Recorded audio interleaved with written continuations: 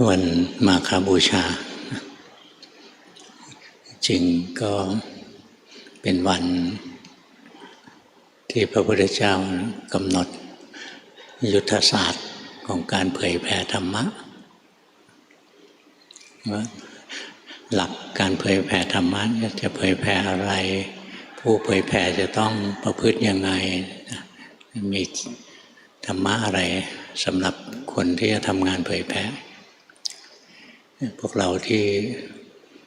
ช่วยกันทำงานเผยแผ่นะก็ลองไปศึกษาดูหาอ่านไม่ยากแล้วนะโอวาทปาติโมกข์เยอะแยะสมัยโบราณคนอ่านหนังสือไม่ออกก็เลยต้องให้พระอ่านให้ฟังวันไปฟังเทศน์ตามวัดพระก็จะเอาคัมภีร์มาอ่านให้ฟังมีคนเดี๋ยวนี้อ่านหนังสือเก่งอยู่แล้วลองไปอ่านเอาเองรู้เรื่องดีกว่า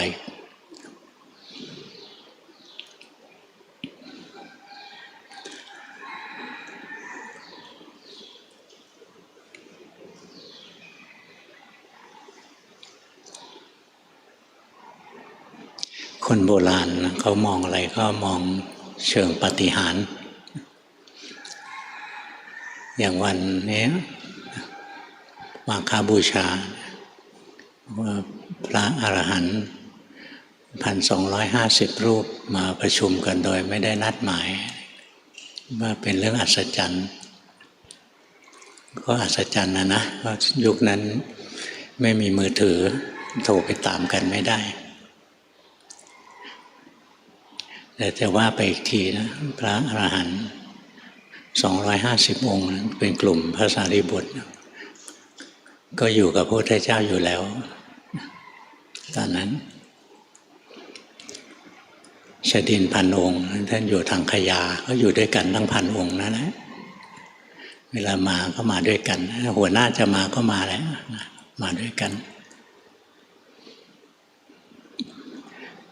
หลวงพ่อไม่ได้มองเรื่องปาฏิหาริย์อะไรหรอกมองว่าท่านรู้จักอะไรควรอะไรไม่ควรวันเพ็ญเดือน3นะแต่เดิมแขกก็ถือเป็นวันสำคัญนี่ท่านเหล่านี้พอถึงวันเพ็ญเดือน3ท่านไม่ได้นับถือเทวดาที่ไหนท่านนับถือพระพุทธเจ้าก็พากันมาคารวะเมื่อพระกลุ่มใหญ่มาพระเจ้าท่านก็ต้องเทศน์ให้ฟังนี่เป็นเรื่องปกติเลยสมัยครูบาอาจารย์หลวงปู่มั่นนะวันสำคัญพระเข้าไปหาท่านมากท่านก็จะเทศน์มันเป็นเรื่องปกติมองให้ปาฏิหาริย์ก็ได้มองให้มันเป็นธรรมดาก็ได้อยากให้พวกเรามองอะไรที่มันเป็นธรรมดาให้มากขึ้นชาวพุทธทุกวันนี้มันงมงายหนักขึ้นเข้าไปตามวัดวารามต่างๆนะจำนวนมากเลยไปสร้างเทวรูปสร้างอะไรไว้ให้คนกราบไหว้กันเยอะแยะไปหมดนะวัตถุประสงค์จะได้เงินทำบุญเข้าไปตามวัดไม่ได้สติไม่ได้ปัญญาออกมาก็เรียกว่ายังไม่คุ้มที่เราเป็นชาวพุทธไม่มาที่นี่นะหลวงพ่อเลยไม่ได้ปั้นอะไรไว้ให้ไหว้ พวกเราเอาธรรมะแท้ๆไหว้พระแท้ๆคนพบพระแท้ๆในตัวเองพระไม่ได้อยู่ที่ไหนหรอกนะก็คือคุณงามความดีในตัวเรานี่เองอยู่ในใจเรานี่แหละจะดีหรือจะชั่วก็อยู่ที่ใจของเรานี่เองงั้นศึกษาเข้ามาให้ถึงจิตถึงใจตัวเองเราก็จะเห็นใจเราถูกกิเลสห่อหุ้มไว้มากมายให้กิเลสมันก็บงการจิตใจเราให้คิดอย่างนั้นคิดอย่างนี้ไปตามอำนาจของมันพ อมันบงการความคิดได้มันก็ล้นออกมาทางคำพูดล้นออกมาทางการกระทำนี่เรามาหัดภาวนานะเรียนรู้เข้ามาให้ถึงจิตถึงใจตัวเองกิเลสอะไรเกิดแล้วเรารู้กิเลสอะไรเกิดเรารู้ใจก็ค่อยๆพ้นจากอำนาจของกิเลสไปในใจเราก็เข้าถึงความเป็นพระคือเข้าถึงคุณงามความดีความประเสริฐพระแท้อยู่ตรงนี้พระแท้ไม่ได้อยู่ที่พระพุทธรูปไม่ได้อยู่ที่รูปเคารพอะไรชีวิตเราจะชั่วหรือจะดีก็อยู่ที่การกระทำของเราเองไม่ใช่อยู่ที่การเที่ยวไปไหว้สิ่งศักดิ์สิทธิ์อะไรสิ่งศักดิ์สิทธิ์ทั้งหลายนะเฉพาะเทวรูปทั้งหลายนะเราถ้าจะไหว้คุณงามความดีของท่านเหล่านั้นมีธรรมะอย่างเราไหว้พระพรหมเราก็รู้ธรรมะของพระพรหมคือพรหมวิหาร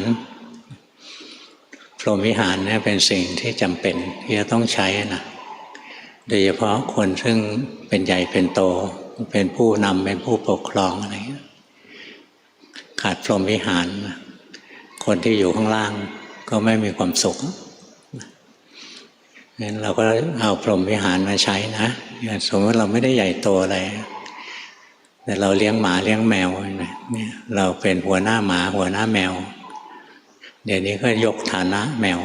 เรากลายเป็นทาสแมวไปสิอย่างเราเลี้ยงสัตว์นะเราก็มีพรหมวิหารบางคนเลี้ยงแล้วหมาตายร้องห่มร้องไห้เสียอกเสียใจไม่มีอุเบกขาเห็นไหมธรรมะไม่ได้อยู่ที่เทวดาเราไหว้พระพรหมเราก็เรียนรู้ธรรมะของพระพรหมคือพรหมวิหารเครื่องอยู่ของพรหมคือเรื่องของเมตตากรุณามุทิตาอุเบกขาเราอย่าไหว้เทวดาอย่ามัวแต่ไหว้องค์นั้นองค์นี้เพื่อขอพรขอรวยขอสอบได้นะขอไม่ต้องเกณฑ์ทหารจับได้แต่ใบดำอะไรเงี้ยเราเที่ยวไปขออะไรสเปซสปะถ้าจะไหว้เทวรูปให้นึกถึงความดีของเทวดาเขามีหิริมีโอตตัปปะมีความละอายใจที่จะทำชั่วมีความเกรงกลัวผลของการทำชั่วเนี่ยเราไหว้พระพรหมนะเราก็น้อมเอาธรรมะของพระพรหมเข้ามาที่ตัวเราไหว้เทวดาก็น้อมเอาธรรมะของเทวดาเข้ามาที่ตัวเราแล้วที่สำคัญนะเราจะต้องภาวนาตามหลักสูตรของพระพุทธเจ้าศีลต้องรักษาจิตต้องฝึกหลวงพ่อไม่ได้บอกว่าให้ทำสมาธินะหลวงพ่อบอกว่าต้องเรียนเรื่องจิตตัวเองศีลต้องรักษานะเรามีศีลสิกขาเราก็เรียนรู้จิตตัวเองเราจะได้สมาธิที่ถูกต้องเมื่อจิตมีสมาธิที่ถูกต้องคือมีความตั้งมั่นแล้วก็มีกำลังโดยที่เราไม่ได้เจตนาบังคับเนี่ยเราก็ต้อง โน้มน้อมจิตอันนั้นไปเพื่อให้เกิดญาณทัศนะญาณแปลว่าปัญญาเพื่อให้เกิดปัญญาแต่ไม่ใช่ปัญญาจากการคิดแต่เป็นปัญญาที่เกิดจากทัศนะคือการเห็น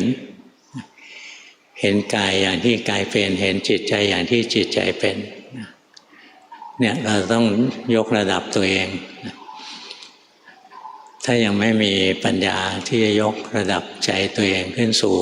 ธรรมได้เราไปไหว้ ไหว้เทวดาไหว้พระพรหมอะไรก็น้อมเอาธรรมะของท่านเข้ามาใจเราก็สูงขึ้นสะอาดขึ้น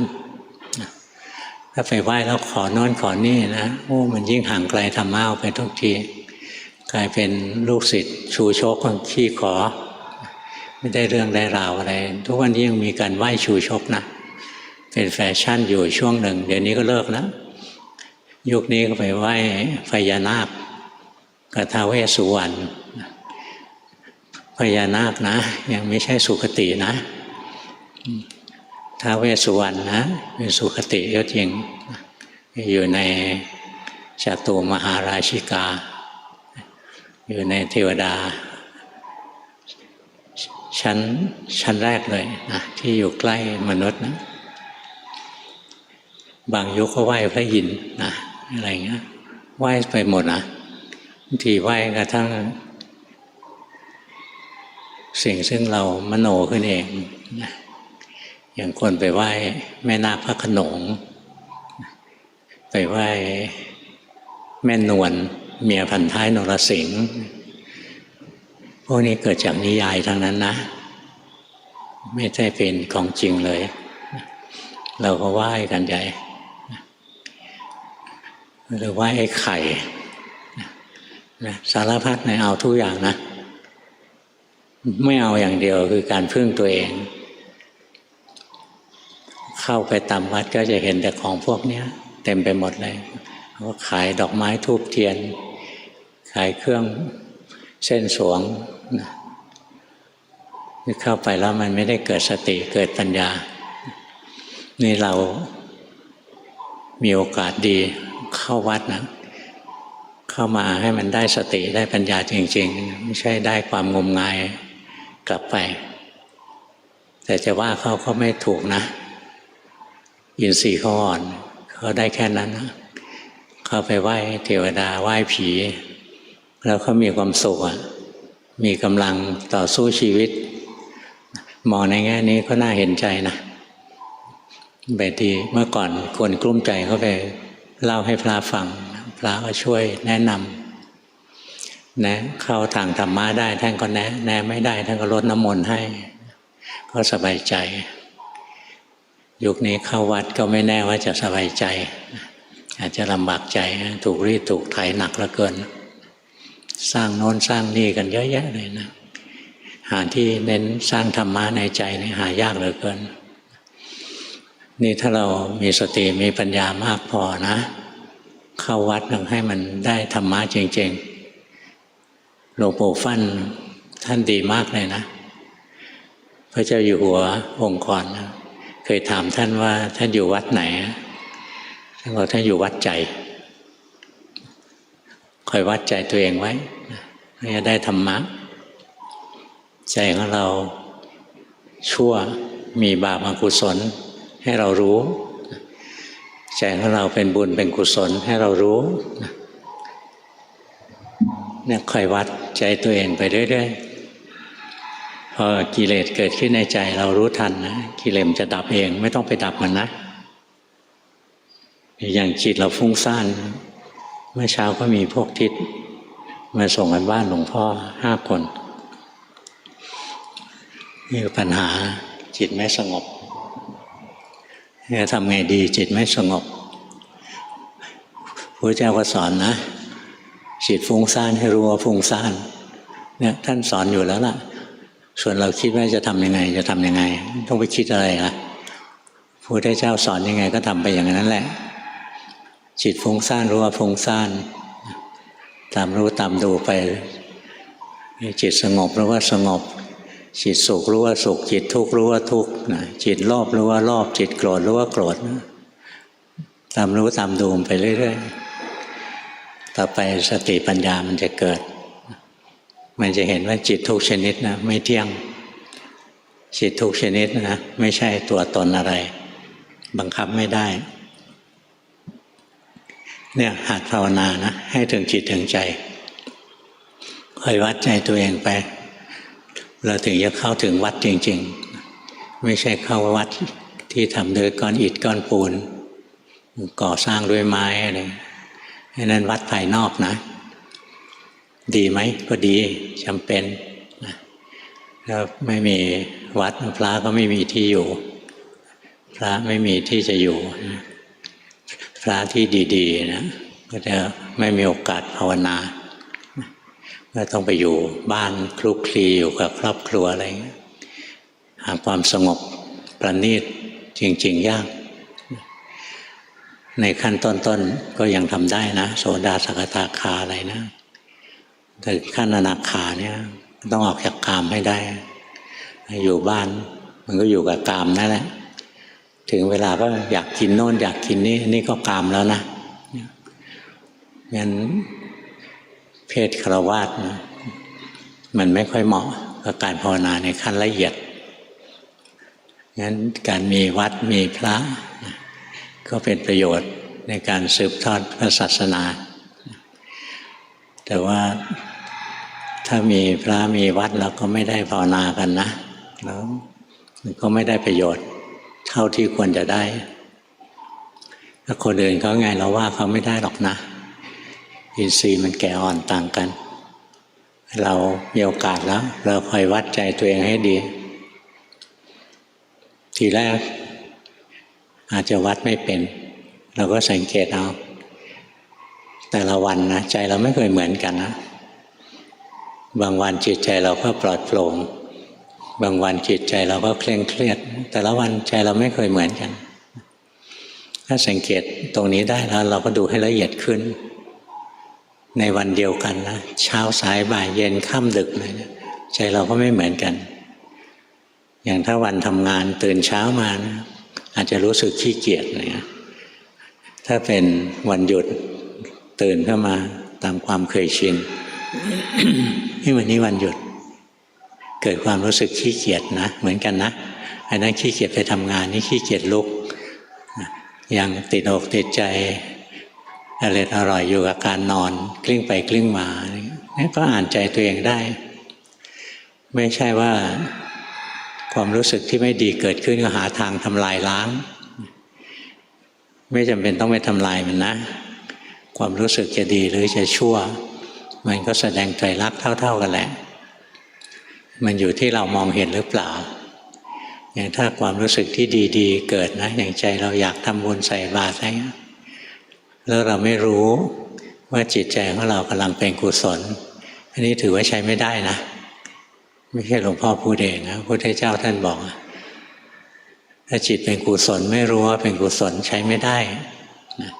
ถ้าจิตเราเป็นอกุศลโอ้ยวันนี้ขี้เกียจแล้วกันรู้ทันว่าจิตเป็นขี้เกียจ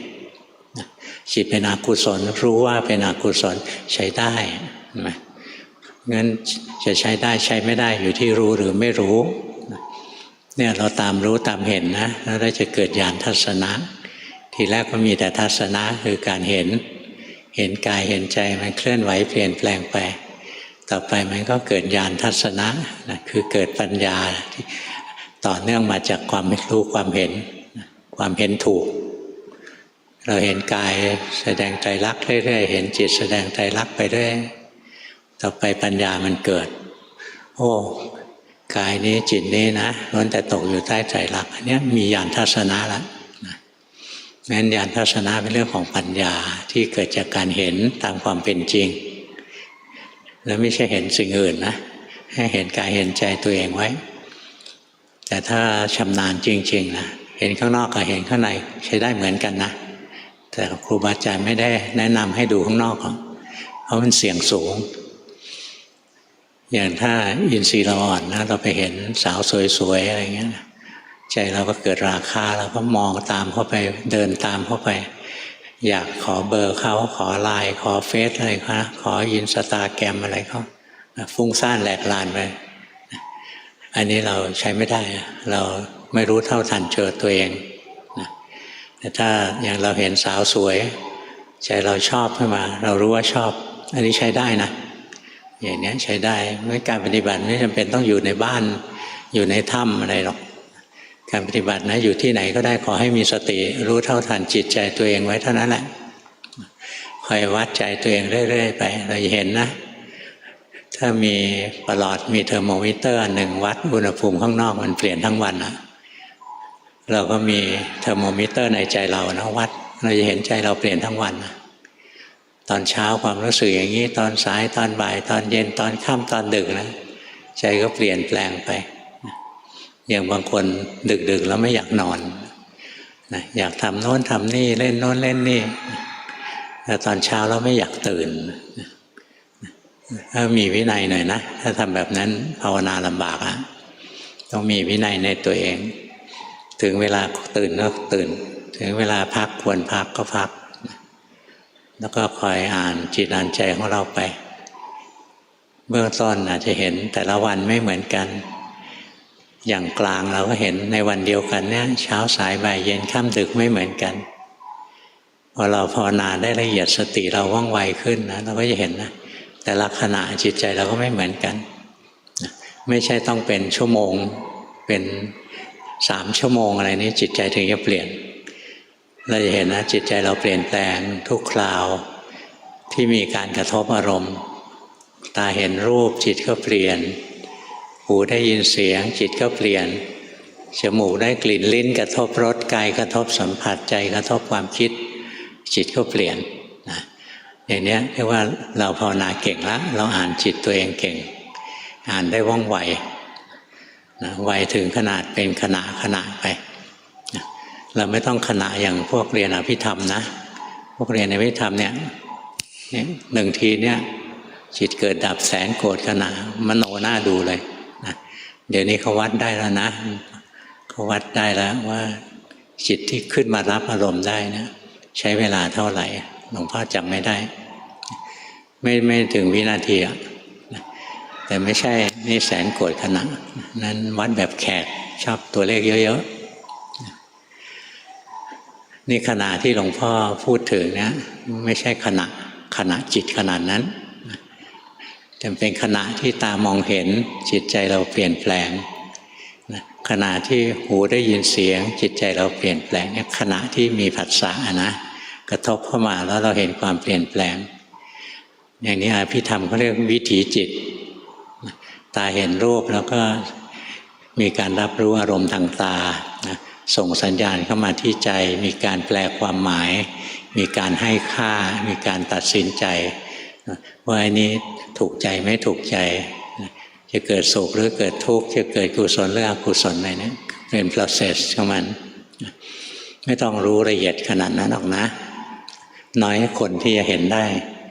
ถ้าสติไม่เร็วไม่เห็นนะเราไม่ต้องละเอียดขนาดนั้นนะเอาแค่ว่าขณะที่ตาเรามองเห็นเห็นไหมความรู้สึกเราเปลี่ยนรู้แค่นี้ก็พอ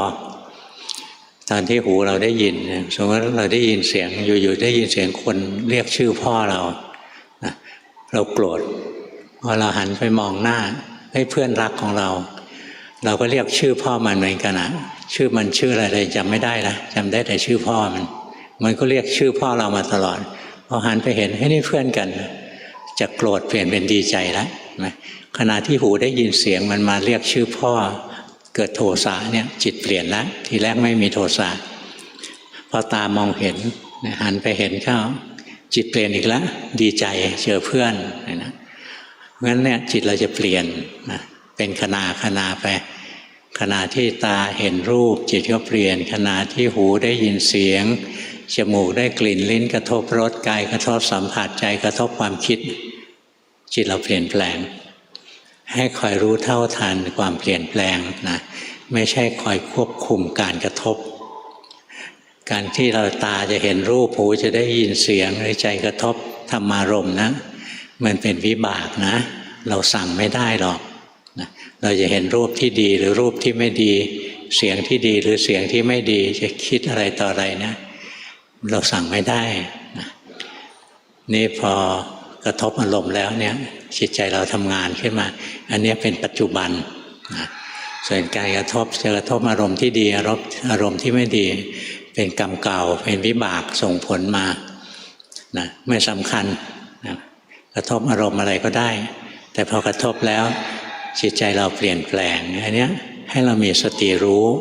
นี่คือการทำกรรมใหม่ที่ดีในปัจจุบันนะตัวนี้สำคัญที่สุดปัจจุบันสำคัญที่สุด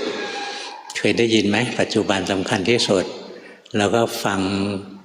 แบบปรัชญานะอดีตก็ล่วงไปแล้วอนาคตยังมาไม่ถึงปัจจุบันสำคัญที่สุดแต่ปัจจุบันอยู่ตรงไหนมองไม่เห็นนะไม่ใช่ปัจจุบันคือปีนี้คือปัจจุบันปีกลายคืออดีตนะปี68คืออนาคตไม่ได้ไกลขนาดนั้นนะวัดที่ใจของเรานี้นะตาเห็นรูป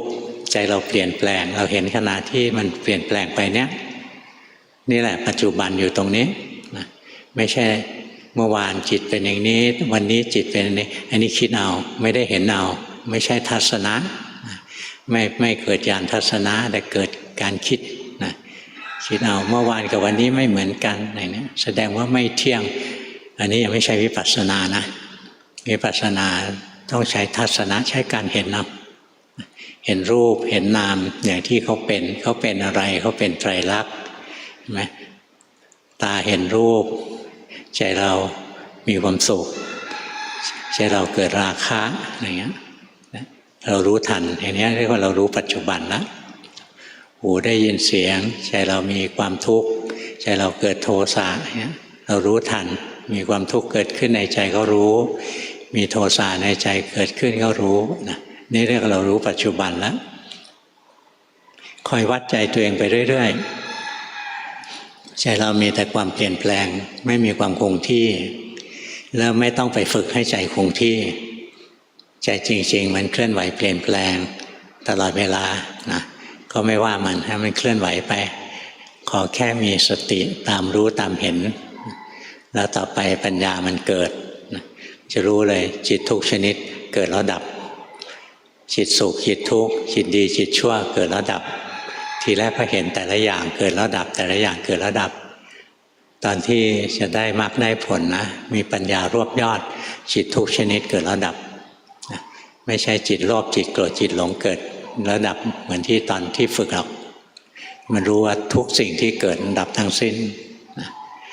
เนี่ยค่อยๆฝึกนะวัดใจตัวเองให้ออก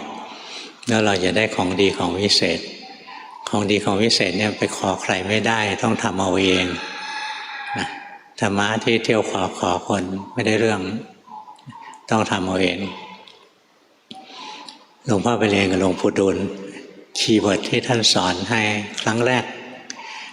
ก็คืออ่านจิตตนเองตัวนี้คือตัวคีย์เวิร์ดแต่มีอินโทรนิดหน่อยนะท่านบอกว่าการปฏิบัตินั้นไม่ยากเฉพาะผู้ไม่ปฏิบัติอันนี้เป็นการปลุกเราให้กำลังใจนะอ่านหนังสือมามากแล้วนี่เป็นการเท้าความต่อไปนี้อ่านจิตตนเองเนี่ยคือคำสอนที่ให้ปฏิบัติจริงๆนะเพราะฉะนั้นที่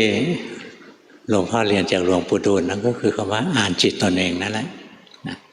เราก็มานั่งอ่านทุกวันอ่านยังไงอ่านอย่างที่เล่าให้ฟังนี่แหละอ่านทั้งวันตั้งแต่ตื่นจนหลับอ่านไปเรื่อยๆมีเวลาเมื่อไหร่ก็อ่านไปใช้เวลาไม่นานมันก็เกิดปัญญาเห็นจิตสุขเกิดแล้วดับจิตทุกข์เกิดแล้วดับจิตอะไรมันก็เกิดแล้วก็ดับหมดนะไม่มีสิ่งที่เป็นตัวเป็นตนอะไรหรอกค่อยฝึกนะทำอย่างนี้เราจะได้ประโยชน์สมกับที่เราเป็นชาวพุทธที่แท้จริงวันนี้ทำไมเทศเร็วส่งกันบ้านเอาเบอร์หนึ่งเทศสั้นๆแต่ว่าเอาไปทำให้ได้นะหลวงปู่ดูลสอนหลวงพ่อสั้นกว่านี้อีกสอนประโยคเดียวอ่านจิตตนเองนี่สอนวิธีอ่านจิตตนเองละเอียดละออแล้วนะไปอ่านเอาทำได้ก็ได้แก่นทำไม่ได้ก็ไม่ได้แก่นไม่ได้แก่นสารสาระใจเราก็เวียนว่ายไปอีกนานแสนนานทุกข์แล้วทุกข์อีกตายแล้วตายอีกไปมันไม่ใช่ทุกคนจะบรรลุมรรคผลในชีวิตนี้เดี๋ยวนี้นะมันขึ้นอยู่กับอินทรีย์ของเราบารมีของเราสะสมมาแค่ไหนคนไหนเขาสะสมมาเยอะนะเขาก็ทำได้เร็วคนไหนสะสมมาน้อยก็ต้องเก็บแต้มให้นานหน่อยใช้เวลานะยุติธรรมนะธรรมะก็อยู่ในเรื่องกฎแห่งกรรมยุติธรรมเสมอเบอร์หนึ่งแยกขันธ์และเห็นขันธ์ทำงานได้เป็นปกติมากขึ้นเห็นกายใจไม่ใช่เราแต่ยังมีความยึดกายใจอย่างหนาแน่นโดยเฉพาะยึดจิตดีเห็นมานะอัตตาใหญ่และชัดมากกิเลสยังอยู่ครบแต่เหมือนเริ่มลดระดับลงขอคำแนะนำเพื่อไปปฏิบัติต่อค่ะ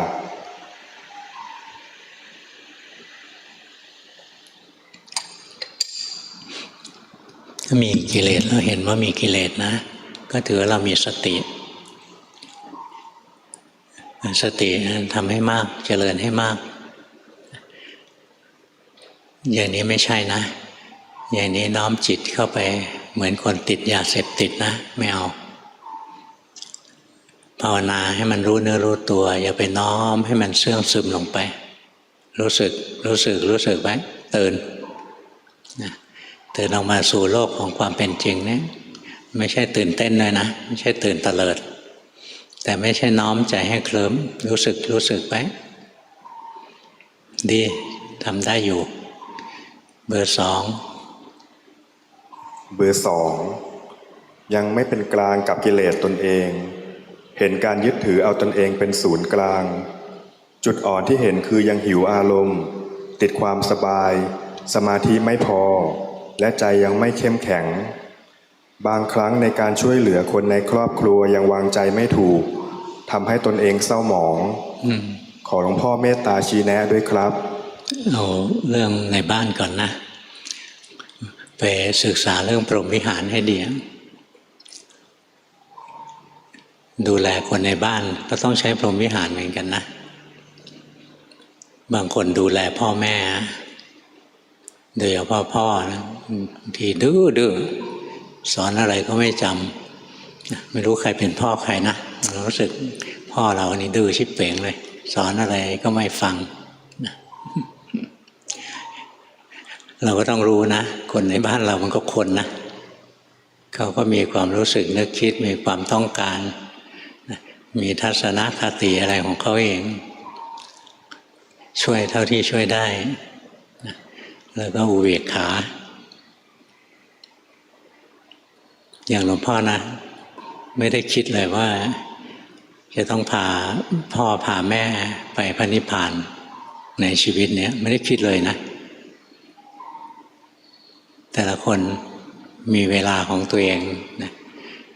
แล้วก็ต้องภาวนาของตัวเองไปวางใจให้เป็นกลางไว้ส่วนการปฏิบัติเห็นโน้นเห็นนี่ก็ดีแล้วแต่จิตยังฟุ้งซ่านเยอะอยู่นะจิตมันยังฟุ้งเยอะอยู่อย่าทิ้งเครื่องรู้ของจิตเครื่องระลึกของสติมีกรรมฐานนะทำกรรมฐานไป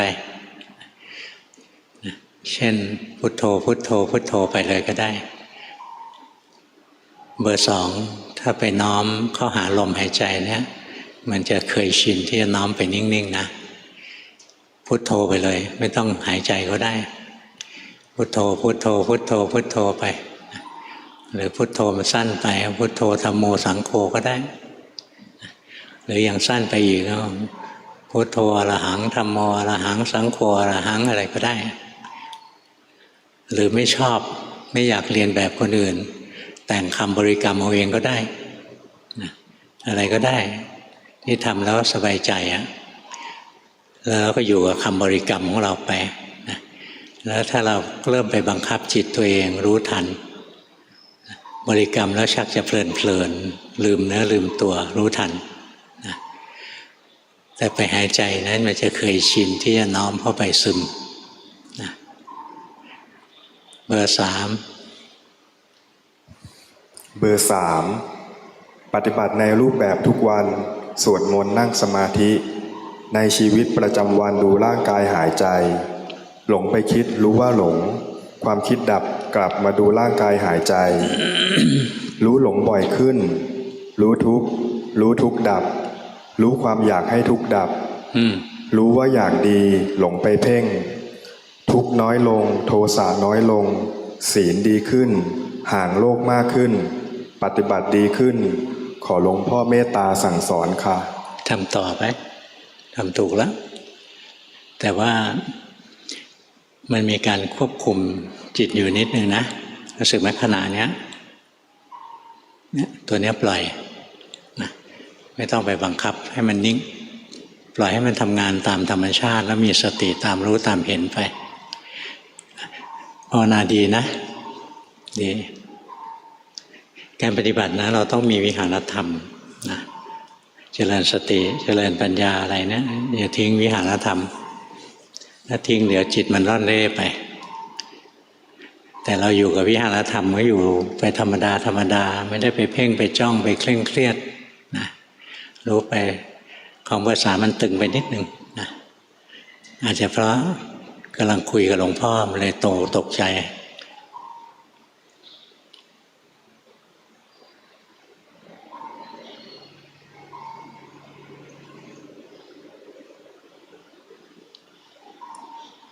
นั่นแหละตอนที่อยู่ธรรมดานะใช้ได้เลยที่ทำอีกไปทำถูกแล้วเบอร์สี่ปฏิบัติตามแนวทางหลวงพ่อมีลมหายใจเป็นวิหารธรรมเห็นกายกับจิตแยกออกจากกันบางครั้งเห็นการเกิดของจิตแต่การดับยังไม่ค่อยเห็นทุกครั้งที่เกิดจิตผู้รู้จิตจะกลับมาอยู่ที่ลมหายใจทันทีอันนี้เป็นอาการของจิตหรือเราดึงจิตกลับมาที่ลมครับถ้าดึงจิตมาที่ลมนะจิตมันจะแน่นหนักนะถ้ามันกลับมาเองมันจะไม่หนักอะไม่แน่นไม่หนักนะสังเกตง่ายๆอย่างเงี้ยบังคับเมื่อไหร่ก็จะแน่นตรงนี้บังคับนะขณะนี้บังคับมันจะแน่นขึ้นนิดหนึ่งปล่อยสิปล่อยได้ไหมเนี่ยบังคับไปอีกแบบหนึ่งจะบังคับให้ปล่อยจิตติดนิ่งๆอยู่นะรู้สึกไหมยังติดตัวนิ่งๆอยู่ตัวหนึ่งนะตัวนี้มันเกิดจากตัณหาคืออยากดีอ่ะอยากปฏิบัติก็จะไปตั้งเอาไว้นิ่งๆให้รู้ทันจิตที่อยากนะอยากปฏิบัติให้รู้ทันเลยพอรู้ทันจิตมันก็เลิกอยากมันก็ไม่ไปตั้งไม่ต้องแก้บางคนนะพอจิตแข็งก็หาทางแก้ยิ่งแก้ยิ่งยุ่งไปแก้มันทำไมนั่นมันเป็นวิบากนะเป็นทุกข์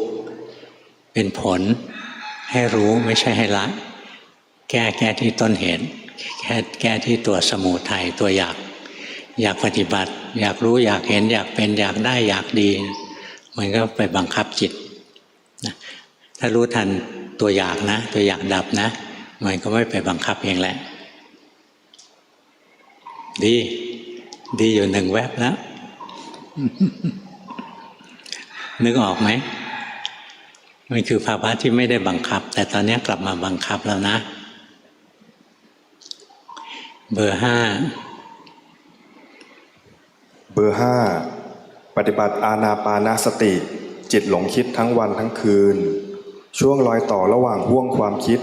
จิตภาวนาพุทโธอัตโนมัติช่วงสั้นๆแล้วก็กลับไปเป็นผู้หลงอีกชีวิตประจำวันรู้สึกตัวเนืองๆบางครั้งจิตก็ประพัดสอนมีความสุขสว่างสงบสันติขึ้นมาบางครั้งเห็นจิตดิ้นรนทั้งวันทั้งคืนแต่พอเห็นอนัตตาของสิ่งนั้นจิตก็สิโลราบหยุดดิ้นรนควรปรับตรงจุดไหนคะไม่ปรับนะตามรู้ตามเห็นมันไปแล้วก็มองมุมของอนัตตาไปจิตเราเป็นพวกมีปัญญาเยอะดูอนัตตาเอาตัวอื่นไม่ลงหรอกไม่ใช่เอาตัวอื่นไม่ลงตัวอื่นเอาเราไม่ลงอ่ะนะมันยอมแพ้อนัตตาตัวเดียวงั้นอะไรเกิดขึ้นเราดูให้เห็นอนัตตาไปแต่ไม่ใช่คิดนะต้องเห็นนะเบอร์6เบอร์5ดีนะทำไปแต่จิตไม่เข้าฐานอยู่นิดนึงดูออกเปล่าขณะนี้มันไม่เข้านะอยู่ข้างนอกมันไปอยู่ที่จอเบอร์6ทำงานเป็นนักวางแผนที่ใช้ความคิดมากทุกข์และเครียดจากงานมากปฏิบัติในรูปแบบใช้อานาปานสติและใช้พุทโธร่วมด้วยระหว่างวันฟังธรรมะหลวงพ่อตอนขับรถและดูจิตระหว่างพักจากงานบางวันภาวนาได้ดีเห็นขันธ์แยกแต่ส่วนมากฟุ้งซ่านเห็นจิตมัวมีตัวนิ่งๆไม่หายไปสักทีขอหลวงพ่อเมตตาชี้แนะการปฏิบัติครับเวลาที่เราคิดเยอะๆนะไม่ต้องดูจิตก็ได้ดูกายเห็นไหมร่างกายไม่เคยคิดมากตัวนี้รู้สึกไหมร่างกายมันเฉยๆไม่คิดมากนะแล้วมันก็ไม่บอกว่ามันเป็นเราด้วยเนี่ยพอเราเห็นอย่างนี้นะใจเราค่อยสงบมีแรงเนี่ยก็เห็นจิตง่ายถ้ากำลังคิดงานหนักๆหัวหมุนติ้วๆดูจิตไม่ได้หรอกนะดูกายไว้นะนี่ฤดูร้อนมาถึงแล้ว แมงวีประกาศแล้วหลงแล้วรู้ไหมเบอร์ 6อย่าไปบังคับนะยังบังคับอยู่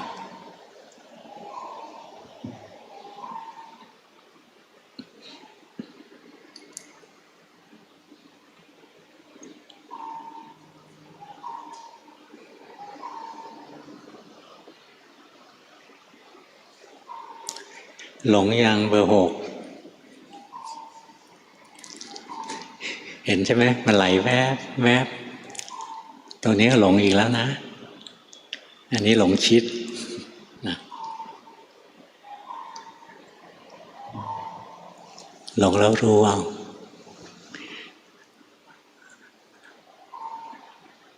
สมาธิก็ดูจิตนะจิตต้องมีสมาธิพอนะ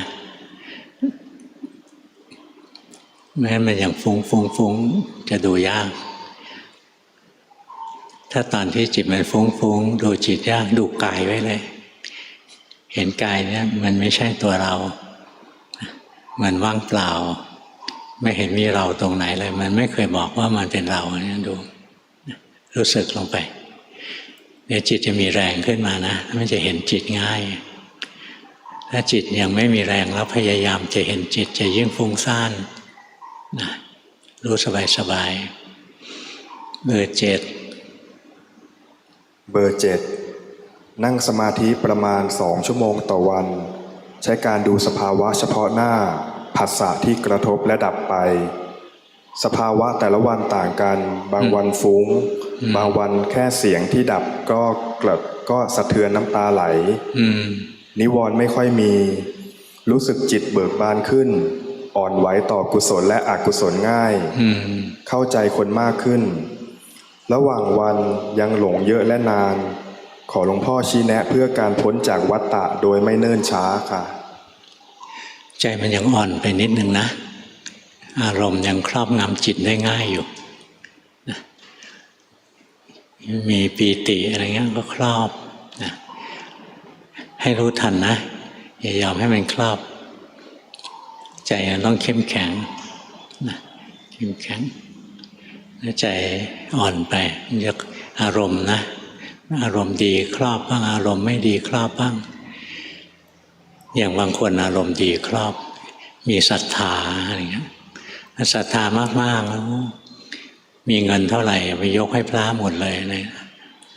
อย่างนี้ถูกมันครอบแล้วถูกอารมณ์ไม่ดีครอบอารมณ์ที่ดีครอบแล้วไม่ดีนะนี่ต้องเป็นตัวของตัวเองเข้มแข็งเพิ่มความเข้มแข็งขึ้นนะใจมันอ่อนไปนิดนึง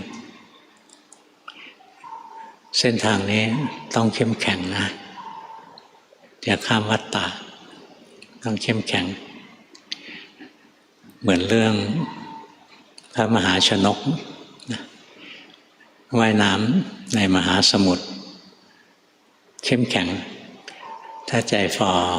ก็ยอมจมน้ำตายไปแล้วเวลาที่ใจเราไม่เข้มแข็งนึกถึงพระมหาชนกท่านเข้มแข็งนะเราไม่ต้องยอมต้องไม่ยอมแพ้นะ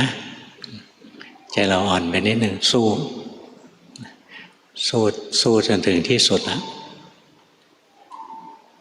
เบอร์ 8เบอร์ 8ใช้การแผ่เมตตาการสวดอิติปิโสและการดูจิตเป็นกรรมฐานโดยหาเวลาทำตลอดทั้งวันโทสะแรง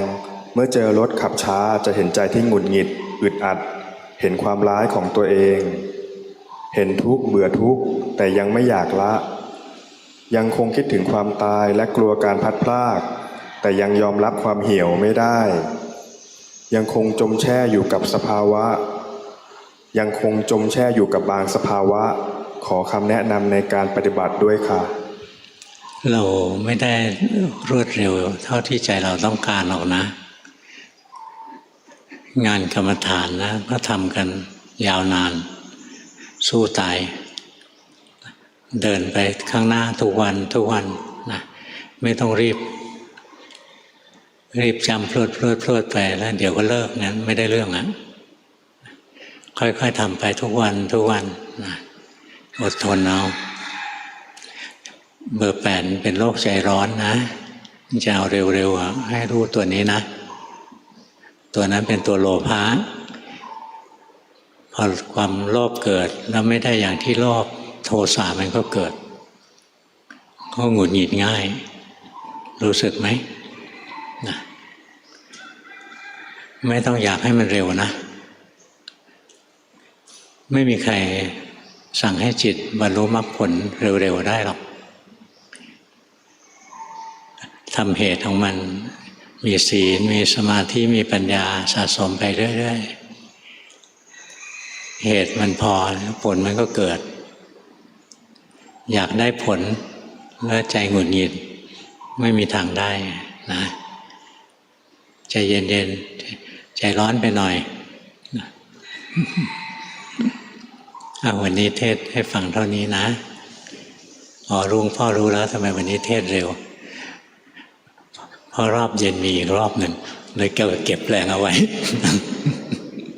มันอัตโนมัติเลยนะ เหลือเวลานิดหนึ่งขอยนต์โฉมพวกที่นั่งในศาลาก่อนรู้สึกไหมพอหลวงพ่อบอกว่าจะมองพวกเราในศาลาจิตเราเปลี่ยนรู้สึกไหมเห็นได้ยังว่าหูได้ยินเสียงแปลความหมายได้จิตก็เปลี่ยนถ้ากำลังใจลอยหลวงพ่อพูดอะไรหูมีหูก็เหมือนไม่มีใจหนีไปที่อื่นจิตไม่เปลี่ยนเนี่ยคอยวัดจิตวัดใจตัวเองนะจิตเราเปลี่ยนตลอดเวลาเปลี่ยนไปทุกขณะที่กระทบอารมณ์นะหลวงพ่ออยากจะใช้คำว่าขณะที่กระทบมากกว่าไม่ใช่ขณะจิตไม่มีใครวัดได้หรอกกันนะมันเป็นทางทฤษฎีในทางปฏิบัติไม่มีใครนับได้เห็นไหมตอนนี้จิตก็เปลี่ยนอีกแล้วดูออกไหมมันนิ่งลงกว่าตะกี้ตอนหลวงพ่อบอกว่าจะดูนะตอนนี้พอเห็นหลวงพ่อพูดอะไรไปเรื่อยๆคงไม่ดูเราแล้วล่ะนะใจก็เปลี่ยนนะเนี่ยหัดดูอย่างนี้นะดูมันทั้งวันเลยถ้ามันเอาดีไม่ได้ก็ถือว่าต้องทำต่อ ไม่อยากพูดคืออินทรีย์เรายังไม่แข็งแรงพอนะบารมีเราไม่แข็งแรงพอแล้วสะสมไปวันหนึ่งมันก็แข็งแรงคนที่เขาทำได้เร็วเขาสะสมของเขามาแล้ว